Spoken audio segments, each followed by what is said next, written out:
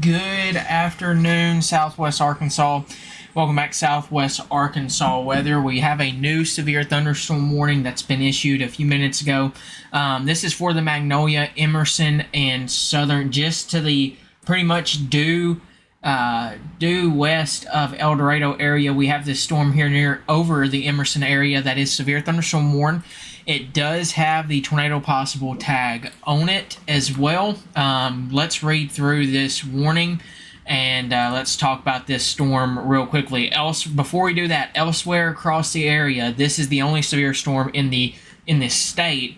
And looking over what we're seeing currently, we may have we're watching pretty much this southwest corner of I've done terrible drawing that. Probably this southwest corner of the state for that severe weather potential through this evening, through the next couple of hours. But for the most part, so far, it's been quiet. Most of that instability the unstable air has stayed further south, almost just south of Arkansas, right near the border, which is where this storm has went severe warned at. Once again, this is south of Magnolia, over the Emerson area in Columbia County on the Arkansas and Louisiana border. This is to the south of Hot Springs, Texarkana, Camden, Sheridan, Malvern, Arkadelphia, those general areas. This is south of you. This is moving to the southeast here at about 30 miles an hour. Right now, this is a severe thunderstorm warning with the tornado possible tag on it. This is in effect for southwestern Union County, Columbia County, and north central Webster Parish in northwest Louisiana, and northwestern Claiborne Parish in northwestern Louisiana. This goes in effect until 4:45, so for another 40 minutes here. And honestly, this storm's probably actually getting ready to move out of the coverage area into Louisiana here soon.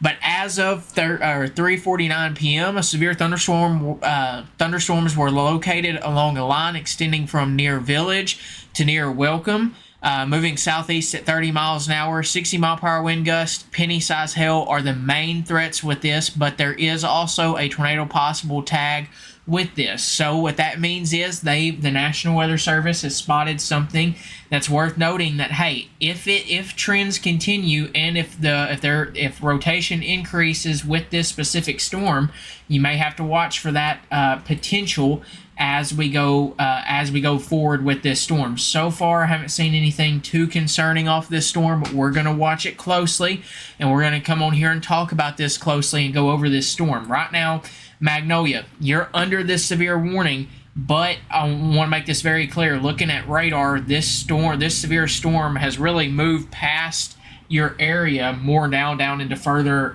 southern parts of Columbia County and southwestern Union County there, almost into the Louisiana or northern Louisiana area near Haynesville, U.S. Highway 79 there up through Emerson.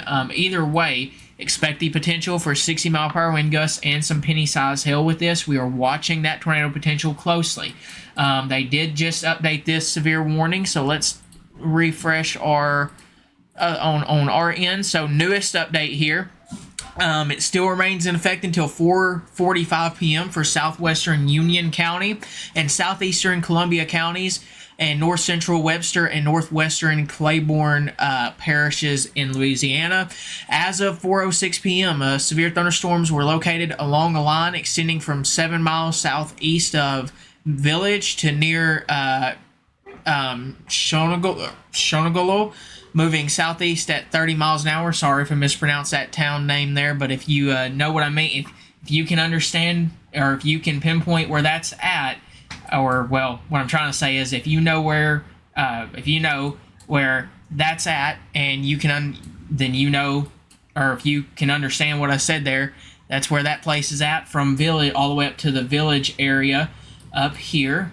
So this pretty much is continuing to move to the southeast, and it's almost out of our coverage area. Honestly, it's on the corner of our coverage area. You still have that special weather statement there across the area for this specific storm, but just check and see if we have any new updates. Let's see, just that severe thunderstorm warnings continuing there. So 60 mile per hour wind potential and penny-sized hail is still the main threats with this. You still have a tornado possible tag on this. This includes the Haynesville, Emerson, Atlanta, New Hope, Three Creeks, Horsehead, Spotville, and Walkerville areas. This is also causing a lot of heavy rainfall as well. That's going to be another threat as we go throughout this evening, is that heavy rainfall threat. Once again, though, looking over this storm, I don't see anything right now that points to any signs that we could see a tornado warning anytime soon. Right now, it looks like it's still mainly a damaging wind threat, but we're watching it closely. We're watching it closely, and we wanted to come on here live and talk about that briefly here to give you just an update on that specific storm, and also talk about what we're seeing as well here across the rest of the region. So right now, we're going to come back to this storm here in just a minute, but let's talk about what we're seeing elsewhere as well at this time. Currently, not a whole lot's going on elsewhere. Just a lot of heavy rainfall, some thunderstorms, off and on rain. That's going to continue. This trend's going to continue throughout the overnight hours for probably the far southwestern corner of the coverage area. And we'll show you that here in just a minute with some model data and that here in a little bit. But back off in northeast Texas near Mount Pleasant, we have our cluster of some stronger storms here that have fired off in northern Texas that are going to continue off to the southeast. So these may clip like southern portions of Miller County. We're going to watch that closely though, but right now this storm is over the Emerson area near Forest Grove, Mohawk, Ware, Owens, down here in far southern Arkansas near the border of Louisiana, and Haynesville in Louisiana there as well. Pretty much right now we don't have any new updates or anything of that nature on this other than the one we just got at 4:06 p.m. and that's just the warning continuing onward there for the next 35 minutes. So and looking at this, you can also pinpoint an outflow boundary that has come off of these storms. This right here, you can see that there's that outflow boundary that's come off of these storms pretty much good. This could lead to some more storms developing down there in Louisiana potentially. You're actually seeing that right around the Arkansas and Louisiana border there, those storms forming after that outflow boundary has moved through. But right now, not seeing anything majorly concerning on that severe on the velocity side of things or rotation side of things down there with this storm near Emerson. It's almost through the Emerson area. Honestly, this storm is almost out of the coverage area, but we're still going to watch it closely until that warning is allowed to expire or be canceled or get moved out of southwest Arkansas. And further, really across the rest of the region, just continuing to see some rainfall. I know we're seeing some breaks up here across northern portions of the coverage area. We do have some more rain coming in, but don't let this confuse you on thinking this is directly the end of the rainfall. Once it ends, there's going to be an area where we're going to have a corridor of some rain that looks to develop overnight. But good news is, looking over the latest data as well while we're here talking about this severe storm, looking over the latest data, trends continue to look better for football games tomorrow night. It looks like it's going to be on the drier side across most of the state by the time football games kick off tomorrow night, so good indicator there. But continuing to look at this storm, like I said, I don't see anything too concerning on the tornado potential side of this right now, but we're going to watch it closely. But this has got that damaging wind threat with it continuing through the Haynesville area. Let's also take a look at some power outage updates here across the area. Give me one moment here. And Columbia County does have 143 customers without power.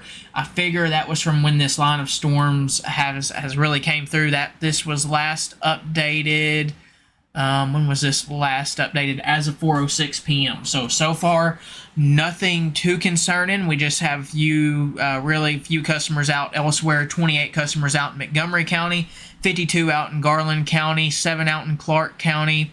But for the most part, nothing too major. Actually, only 1,800 customers without power across all of Arkansas. So that's a good sign so far. Like I said, the severe weather threat today, it didn't look too great, and it was really going to depend on how much that instability got into Arkansas, and most of that rainfall kind of moved in just a few hours earlier, which helped keep that instability a little further south. But as you can see, right around that boundary, we still seen some. We see a severe to strong thunderstorms that have developed along that boundary.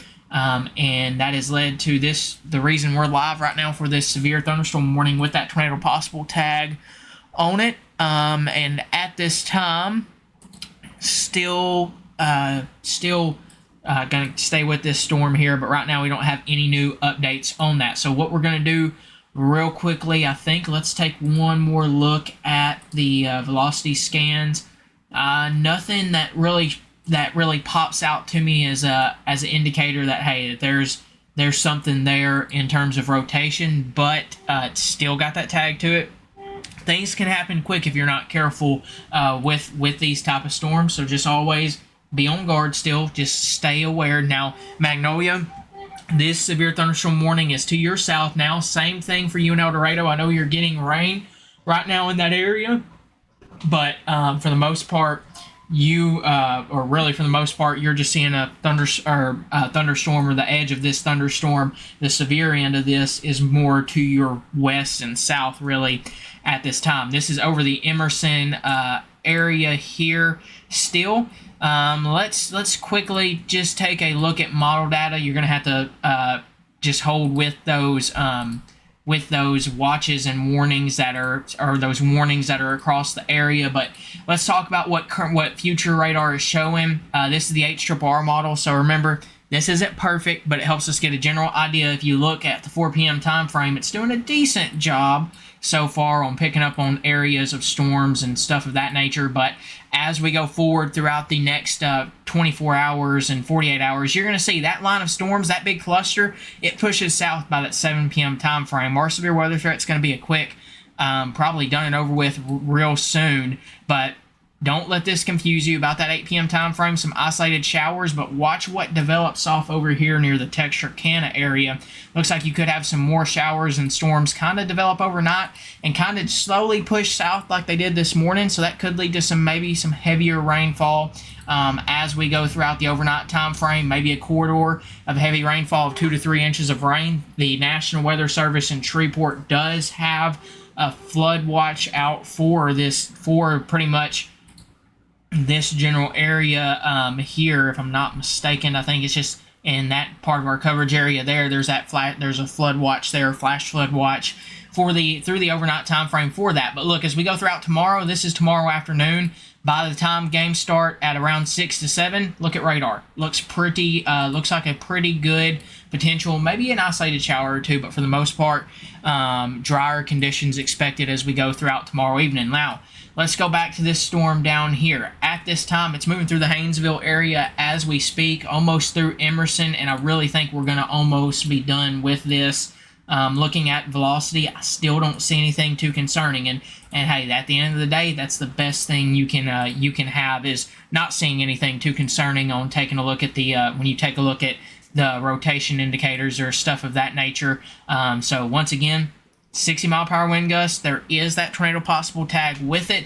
Penny-sized hail will be possible with that storm, but for the most part, still expecting some stronger wind gusts there. That's actually that's almost the most. That's the most in our coverage area that is without power right now. 143 customers in Columbia County as that storm has moved through that region. So that was as of 4:06 p.m. So that could easily jump up or go down there at this time. So Not a whole lot else going on across the coverage area. Like we said, honestly, this is August. You're not usually doing severe coverage in August unless it's hurricane season or you get a hurricane, something of that nature, or tropical system that moves up into Arkansas. So this is fall, our false fall, as we like to call it. Could stick around for maybe another week or so with below average temperatures throughout next week, but we'll keep you updated on that. But expect these rain chances to continue throughout the overnight time frame, or off and on rain chances, and then starting to clear out on your Friday. And other than maybe some isolated rain chances, Labor Day weekend doesn't look too bad. Looks more on the drier side of things compared to what we have today. But for the most part, we're just continuing to see that rain. That was this is what we needed though. Texarkana. Let's talk about your area real quick. I see that question about Texarkana. I still think you just may want to stay aware just for a little longer. I think by 7 p.m. the severe end part of this is going to come to an end. You will have some off and on storms, or really some more storms that develop overnight and through tomorrow morning. That will lead to a flash flooding potential. Your severe threat, though, looking at this, unless these storms up here, which looking at them, I don't think at this time that they're going to do anything major. I really think. Let me take a quick look at our current analysis on where the instability is at. But I think for the most part, I think Texarkana, you're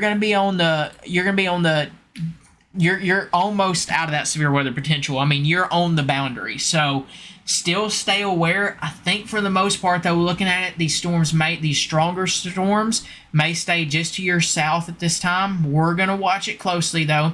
But I think for the most, at the most right now, Texarkana, they may stay just to your south. You're on that boundary, though. So what I mean by that is you got an area further north of our, pretty much in an area like this. Like we said last night, you kind of have an area that's cool in the 60s up here for temperatures. Also, don't worry about that drawing that's trying to do with a keyboard or a mouse. And down here, temperatures got up into the 90s today. Down here in this area, near 90 degrees, right around that Texarkana area. So you had that boundary to the south of it that was warm, humid. And then further north, you had that cooler and just, rainy conditions, cloudier conditions throughout the day. But for the most part, strong or severe thunderstorm moving through that Haynesville area now. For Emerson, you're almost out of this, and really looking at this, I think we're going to be on the safe side for now with this storm as it moves into Louisiana. Don't see anything too concerning on the rotation on our velocity scans or rotation indicators, so I think we'll be good with that storm. But elsewhere, like I said, off and on rain chances continuing. We're going to have an area of rain that develops overnight. Flash flooding will be possible. 2 to 3 inches of rainfall will be a good possibility for that area where that heavier corridor of rain sets up at. That's going to be the biggest question. But probably in an area like so, I would just guess. Looks like we could have that corridor of heavier rain develop and drop some heavier rain overnight. So don't think if you haven't seen rain yet today, you're still going to have that chance overnight tonight. And really, those rain chances die down as we go throughout tomorrow. I know I'm repeating myself a lot, but just wanted to quickly mention that as well. But really looking over the newest information, I still think I think we're almost done with our severe weather potential. Gonna watch these storms over here. Like I said, today wasn't a great severe weather chance. Not a great setup by any means at all, but there was that possibility. We did technically, when you're talking about isolated severe storms, you may only have one or two. So we do have that one or two severe storm over here in the Emerson and Haynesville area. Now we do have those stronger storms back off over here near Mount Pleasant. These are moving to the southeast at about 30 miles an hour last time I looked. Let's see if that has updated at all. To the southeast at 30 miles an hour. So those will continue to maybe clip far southern Miller County. These further north, I'll keep a close eye on it, but really looking over the newest data. just looks like it's gonna, those lapse rates and the instability and the unstable air is just south of Arkansas. You're talking right around, I would say probably right around this range is where you go from the stronger lapse rates to not as great of lapse rates up here, and that instability is pretty much right around that same area. That's where that boundary is at currently. So so far, I haven't had any reports of anything major out of this storm here in the Haynesville and Emerson, or Magnolia, Haynesville, Emerson's area, but this is really, looking at it, it looks like it's starting to move off quickly here, and you're seeing more rain to its south developing. So we'll watch that just a little longer, but for the most part, that storm's almost out of our coverage area, and thankfully it had that tornado possible tag on it. It still does, and so far we have been on the good side of things there as well with that storm. So let's see here. Let's see if we have any new information. I don't see any currently. If you have any questions, feel free to leave them in the comments. We'll get to them, and we'll try to answer them the best of our ability. Power outages have jumped up to 363 customers without power now down there in Columbia County. So this storm did have, looks like it did punch a little bit of a little bit there with that storm. I think we can turn that on and see the power outages there across the region. You can see that there are 336 customers without power in Columbia County. And then really elsewhere across the coverage area, you don't have a whole lot going on. Just those rain chances continuing. I mean, that's what we have going on currently. But once again, just checking to make sure we don't have any new updates. I don't think we do. Yeah, no new updates. Still just watching that for that flash flooding potential. Localized flash flooding will be possible through early evening with rainfall rates of 1 to 3 inches per hour. New severe thunderstorm warning as well. This is for Ashley County.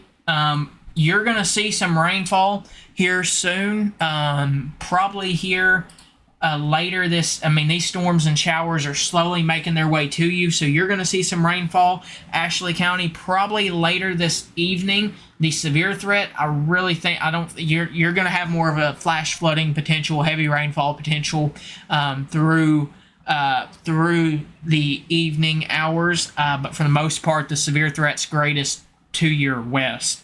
And looking back off over here, we have this severe thunderstorm warning now that is in effect for portions of northeast Texas. This is moving to the east at 30 miles an hour. So this may, like I said, may make a run for southern Miller County, maybe Falk, south of southern, or just south of Texarkana, southern Miller County. If it continues onward at this time, we'll watch it closely though and keep you updated with the newest on that. Let's see. I'm just reading some information. So yeah, just one thing I want to mention with this flash flooding potential, just reading the Weather Prediction Center's mesoscale discussion for that. A negative to the flash flooding potential is that most of the outlooked area has received below average rainfall over the past 1 to 2 weeks, leading to high flash flood guidance values of 3 to 5 plus inches in 3 hours. Therefore, the greatest flash flood risk will likely reside within the urban areas or other locations with poor drainage. So that's one thing to mention there with that. I know we haven't had a lot of rainfall we